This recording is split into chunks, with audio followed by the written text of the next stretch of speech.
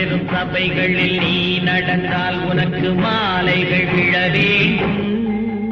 ஒரு மாற்று குறையாத மன்னவன் இவன் என்று போற்றி புகழ வேண்டும். மாபெரும் சபைகளில் நீ நடந்தால் உனக்கு மாலைகள் விழ வேண்டும்.